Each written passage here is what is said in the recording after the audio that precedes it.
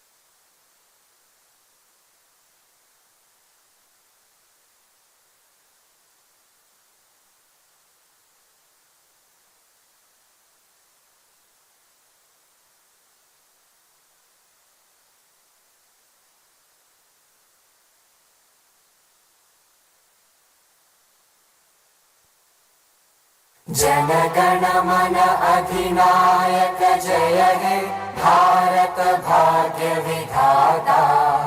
पंजाब सिंध गुजरात मराठा द्राविड़ उत्कल बंगा। विंध्य हिमाचल यमुना गंगा उज्जल जलधि तरंगा। तव शुभ नामे जागे तव शुभ आशीष मांगे। गाहे तव जय गाथा जनगण मंगलदायक जय हे भारत भाग्य विधाता। जय हे जय हे जय हे जय जय जय जय हे।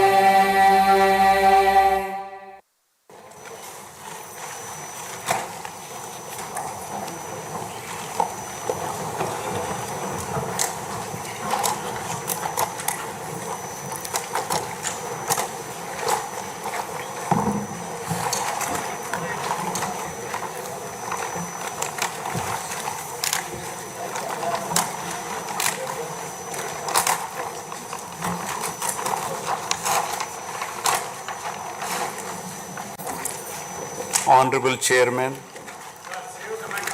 Andhra Pradesh State Legislative Council,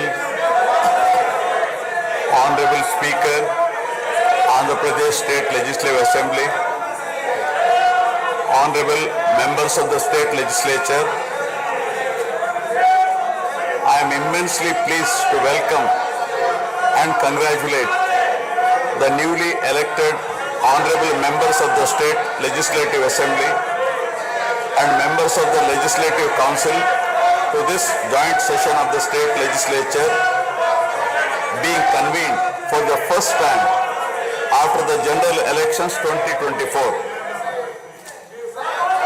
I would like to take this opportunity to commend the Andhra people's active participation in the electoral process. Their inspiration for change has been unambiguous. Now the responsibility of fulfilling their aspirations lies with all of you. Honorable members, you are aware that due to the supreme sacrifice of Amarajeevi Potti Sriramulu, Andhra Pradesh was formed as the first linguistic state on 1st October 1953 with Kurnool as capital. Thereafter, the state was recognized on 1st November 1956 and Telugu-speaking parts of Hyderabad state were made into the combined Andhra Pradesh with Hyderabad as capital. Accordingly, a lot of Telugu people moved to Hyderabad. Again, in June 2014, the people of Andhra Pradesh were forced to undergo another reorganization of their state, the most damaging experience of all. The united Andhra Pradesh was bifurcated unscientifically, undemocratically, and without adequate consultation with the stakeholders. This has left an indelible mark on the minds of the people of the residual state of Andhra Pradesh. The turbulence caused due to multiple state reorganizations and the resultant disruptions have deprived Andhra people of a sustained long-period development and progress. Today we stand at a juncture where the people have to again take up the task of rebuilding their state. As time has progressed, it has become evident that the Andhra Pradesh Reorganization Act 2014 does not compensate enough the residual Andhra Pradesh for the loss of prosperity and development opportunities. The state bifurcation has imposed an unprecedented strain on the economy of the state. There are patent inconsistencies in distribution of assets and liabilities, with 58.32% of combined state population. The unscientific bifurcation caused the state to inherit only 46% of the resources, financial loss on account of loss of Hyderabad city, disproportionate debt burden, loss of access to public institutions, loss of national institutions, Government of India PSUs, and institutions of higher learning, etc.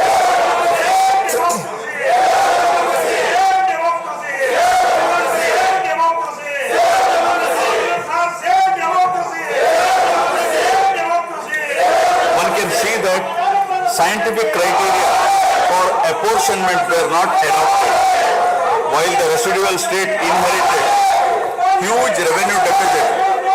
Debt was shared on population basis, assets on location basis, power sharing on consumption basis, and worst of all, educational institutions with no basis. All these factors led to the structural change in economy with reduction of service sectors from 51% to 44%. The per capita income too fell from 1,06,176 for the combined state to rupees 93,121 for AP. Notwithstanding the adverse impact of the state bifurcation and undaunted by challenges such as budgetary constraints, infrastructural deficiencies and unresolved issues, the government converted every crisis into an opportunity during the period 2014 to 19. The government had laid a solid foundation for a vibrant sunrise Andhra Pradesh.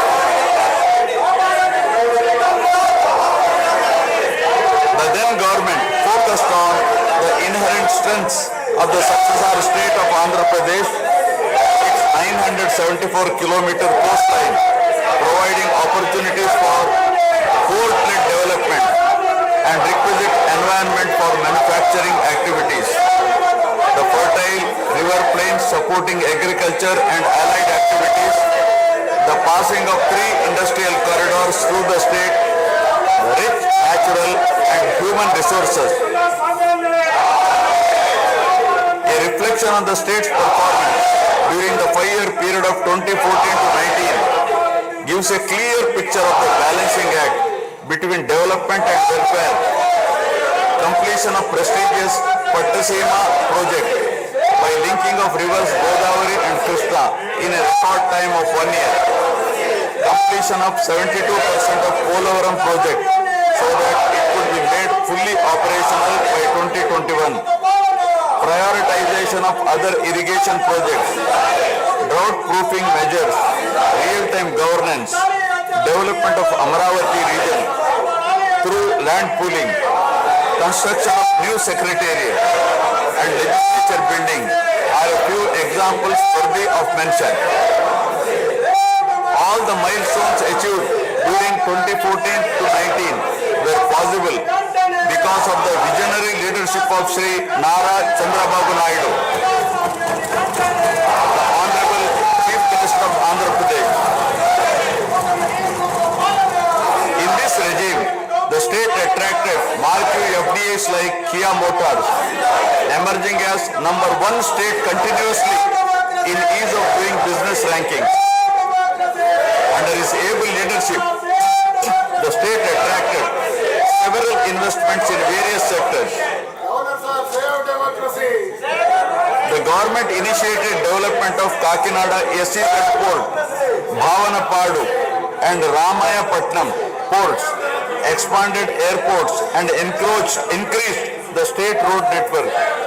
The development of infrastructure was balanced with welfare measures such as increase in old age pension, farm loan waiver, scholarships to students, construction of houses, etc. These development and welfare measures led to compound annual growth of 13.5% between 2014 to 19. While the state was set to take off on the path of high growth, the change of regime in 2019 again brought back the disturbing time for the nascent Andhra Pradesh. The state that already bore hint of bifurcation in 2014 was rather unfortunate to have witnessed yet another bigger debacle in the form of inept governance, where the people were threatened and officers demoralized. In fact, the damage and losses during the period 2019 to 24 have been more severe compared to the state reorganization in June 2014. The government that assumed charge in 2019 started a destructive note with demolition of Praja Vedike that continued unabated till the end of the regime 2024. During this regime, democracy was at peril. People were in a state of fear and hardly enjoyed any freedom of living.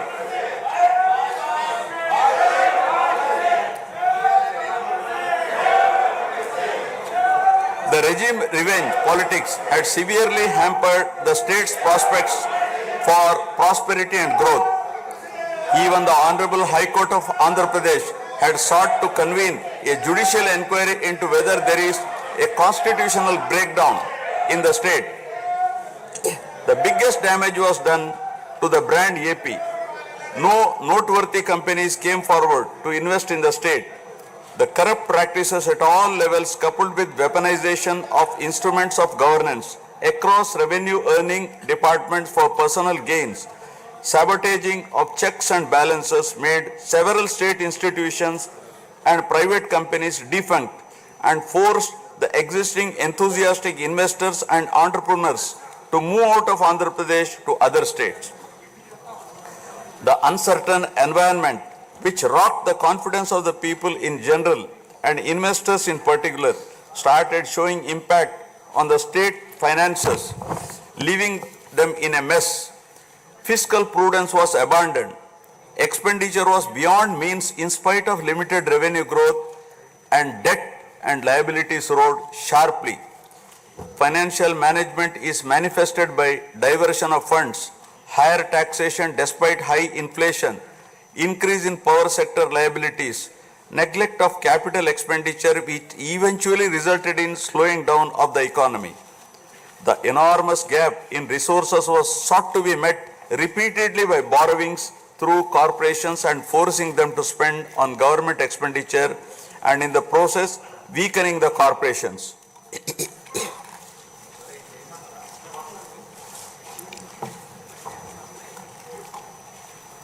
In view of the inordinate delay in clearance of the bills due to strained financial position of the state, many vendors and contractors have approached the High Court of Andhra Pradesh for relief and filed cases against the government. About 25,000 cases have been filed for bill payments, which is unprecedented. The sheer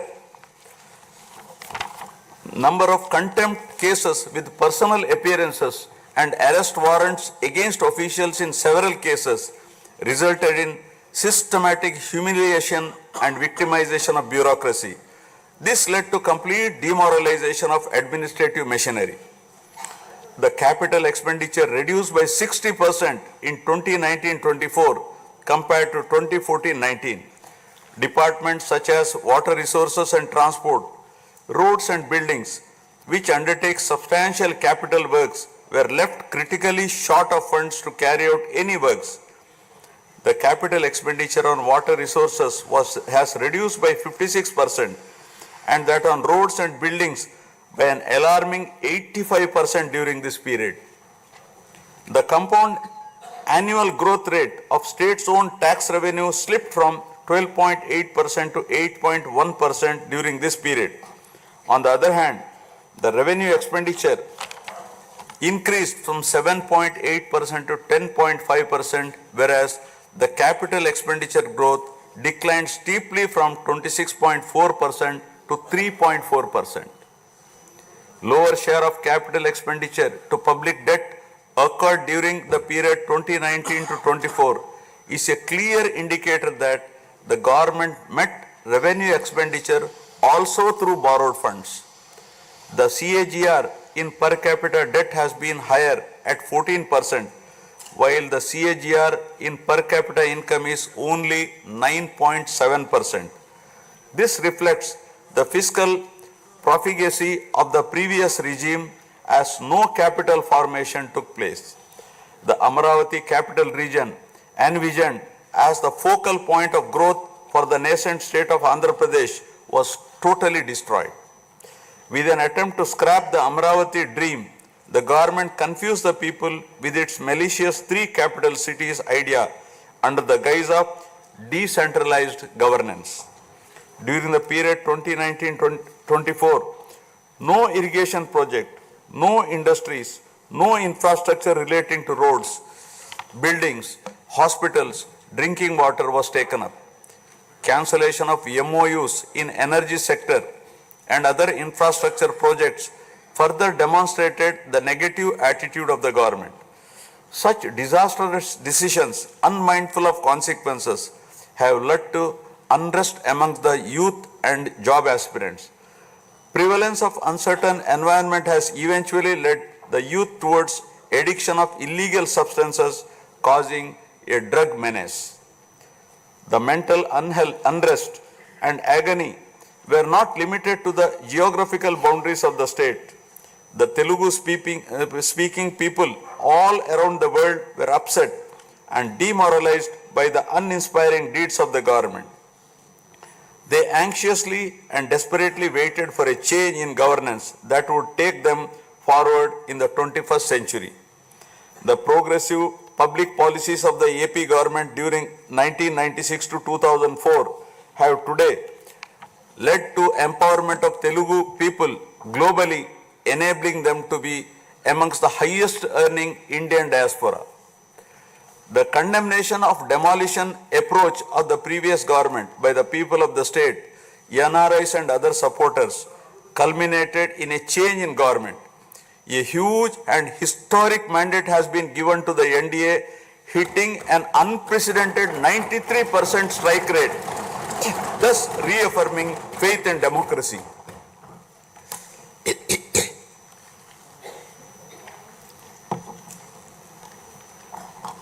I sincerely congratulate the people of Andhra Pradesh for their wisdom in electing a government that discharges its duties with a futuristic view. Hordes of Andhra people had come from various regions to be part of this historic mandate in favor of future of Andhra Pradesh. The new government has a perfect blend of fresh and experienced honorable members in the assembly. I once again welcome all the members who will be instrumental in making right policies in the interest of good governance and in the spirit of cooperative federalism. Honorable members, at this juncture, I feel it is also important to recall the glorious past of Andhra Pradesh. Renowned as Annapurna, rice bowl of India, the state used to support other states in ensuring food security. As a leader of self-help group concept, Andhra Pradesh stood out as an example in developing entrepreneurship, knowledge economy, and cultivating thrift amongst poor women. Use of IT in all areas of welfare and development was the cornerstone of state's vision. The misrule of the previous government, which lacked transparency, have compelled this government to put the facts before the people about the disruption of systems and rampant corruption prevailing during the last 5-year term. Accordingly, my government has released a series of white papers highlighting numerous discrepancies in fund utilization, misappropriation, resulting in huge loss to the state exchequer and the natural resources base of the state. I would present some of the key takeaways of the white papers. Completion of Polavaram, the lifeline of Andhra Pradesh, is of the highest priority. The Polavaram project has been completely derailed. Introduction of reverse tendering and cancelling the agreed contracts have caused an irreparable damage not only to the project but also to the concept of interlinking of rivers and irrigating every acre of land. Unilateral announcement of 3 capitals for the state resulting in 1,631 days of farmers' protest. Modification of jurisdiction of the Capital Region Development Authority to 6,993 square kilometers. Shelving preparation of regional master plans. Completing the land acquisition in only 191 acres are some of the events that halted the progress of CRDA. This led to a potential loss of about 7 lakh jobs and estimated loss of wealth of about rupees 2 lakh crore along with loss of investment and growth opportunities. Andhra Pradesh, which enjoyed the distinction of being the first state in the country to have introduced reforms in the power sector in 1990s, had achieved energy sufficiency from 1996 to 2004. After bifurcation, the state faced an energy deficit of 22.5 MU per day. Again, by bringing second generation's reforms in energy sector and promoting renewable energy, the state became energy surplus by 2018. The state has witnessed an irreparable damage in the recent past. State energy sector has also suffered huge losses to the tune of rupees 1,29,503 crores during the period 2019 to 24. Misappropriation of natural resources such as land, mines and minerals and forests has been widespread. Land grabbing, misappropriation in allotment of house site pattas, violations in land allocation, assignment of land to ineligible beneficiaries, and resurvey and AP Land Titling Act 2023 have completely eroded the confidence of the people during 2019-24. Put together, an amount of rupees 35,576 crore covering 1.75 lakh acres has been estimated as a loss, and the fundamental right of the people to own their property was affected. Looting of sand and mineral wealth is another area that resulted in huge loss to the exchequer and involved corruption. My government has initially estimated that an amount of rupees 19,000 crore has been lost due to illegal activities in these areas. Due to the unfriendly sand policy, 20 lakh construction workers have become unemployed. Due to the inefficient, inappropriate policy making and laxity in enforcement during the periods 2019-24, a cumulative loss to the tune of 9,750 crore has been incurred in mineral revenue. Huge damage has been done to environment. Smuggling of precious red sandals from forests has taken place with the revenue from the sale of red sandals dropping from rupees 1,623 crore in 2014-19 to rupees 441 crore in 2019-24. The destruction of mangrove forest land and Rishikonda Hill in Vishakhapatnam have also damaged the state's heritage and culture.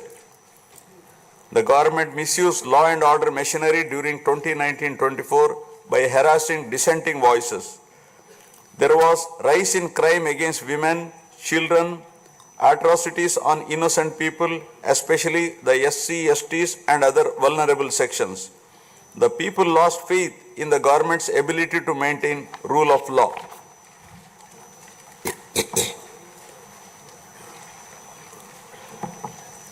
The previous government also made a mockery of the excise revenue streams of the state. The VAT on excise was reduced and diverted to AP State Beverages Corporation as a special margin which otherwise would have come to the government as revenue. The government levied the additional retail excise tax on the issue price of liquor sold by APSBCL and escrowed the same for repayment of loans taken by APSDC. While the APSBCL started supplying low quality liquor and introduced unknown brands at significantly higher rates, there was increase in black money due to smuggling of IMFL across the border districts. These policy practices have caused irreparable damage to the excise revenue streams of the state. As a result, it has become difficult for the new government to meet even the essential committed expenditure with the reduced revenue of the state. The overall debt has more than doubled in last 5 years with huge outstanding payments of salaries and pensions, debt repayment for the debt burden of about 10 lakh crore, payments for the power sector dues, civil supplies and other liabilities has become challenging. Putting the governance back on track is truly a Herculean task. My government has already started fulfilling the pre-poll promises and announced that steadfast commitment to Super 6 promises.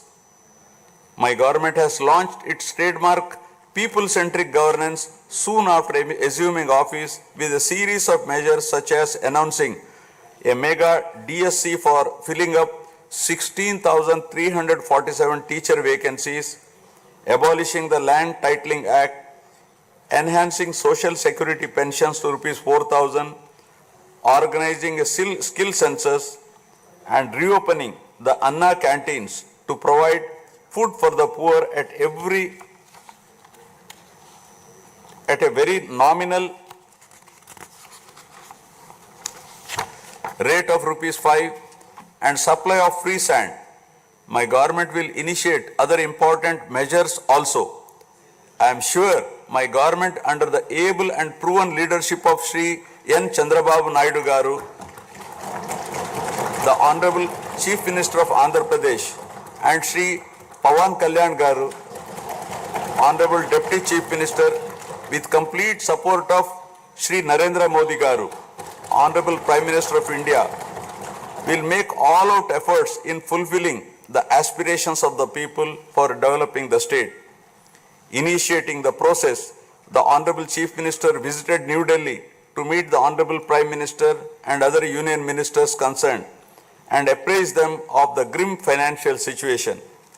During the visit, special requests have also been made for hand-holding by the centre and extending liberal support to the state. I appeal to the people of the state to understand the current alarming financial situation and cooperate with the government in rebuilding the state. The massive destruction which resulted in huge loss of natural resource base and human value system really makes the reconstruction process difficult and time-taking one. To assess the complete loss, plan for resource mobilization and development is a cumbersome task. It requires collective thinking, extensive discussions with intelligentsia and academicians to explore ways to overcome the current crisis. It also involves finding ways to restart the entire development ecosystem through short, medium and long-term plans in the light of the new development paradigm of Viksit Bharat at 2047. The extent of real damage done to Andhra Pradesh in the last 5 years had not come in public discourse thus far. The misgovernance from 2019 to 24 created a trust deficit with regulatory authorities and damaged the brand of AP amongst investors. The people now given a strong mandate to the NDA to rebuild the brand AP and regain the trust. Honorable members, usually winning elections and assuming responsibility is a happy event. But now we are meeting in different and difficult circumstances. Perhaps for the first time in the country, the members are not in a position to rejoice and have the means to meet people's aspirations immediately.